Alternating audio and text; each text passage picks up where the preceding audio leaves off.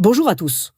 Une fois n'est pas coutume, je souhaiterais partager avec vous ma joie à l'occasion de la parution de mon tout dernier livre intitulé Intelligence artificielle, et l'homme créa Dieu, aux éditions Hermann.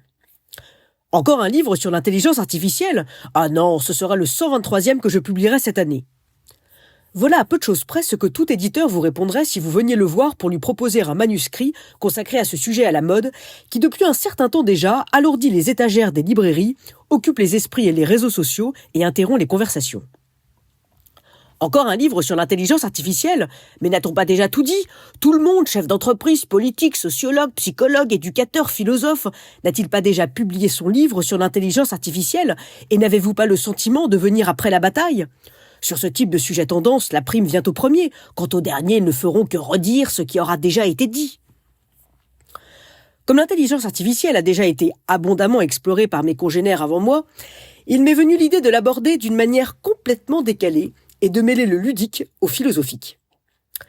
Ce livre est donc un essai hybride, sérieux et farfelu à la fois. Sérieux parce que farfelu. Les divagations humoristiques sont bien un instrument puissant pour entrer dans les profondeurs des questions philosophiques que les propos les plus rigoureux ne peuvent pénétrer. J'ai voulu explorer une intuition, la laisser dériver, puis la suivre, jusqu'à ce qu'elle m'échappe. L'idée de départ, il faut l'avouer, tenait presque de la plaisanterie. Comparer ChatGPT à Dieu. Non pas pour y croire, ni pour y faire croire, mais pour observer comment l'imaginaire collectif, lorsqu'il parle d'intelligence artificielle, convoque spontanément un vocabulaire d'ordre théologique. Omniscience, omnipotence, omniprésence. Ces attributs qui, depuis des siècles, définissent la divinité, semblent soudain se projeter sur une machine faite d'algorithmes et de serveurs. Je me suis amusé à filer cette métaphore, comme on tire sur un fil, pour voir jusqu'où il mène.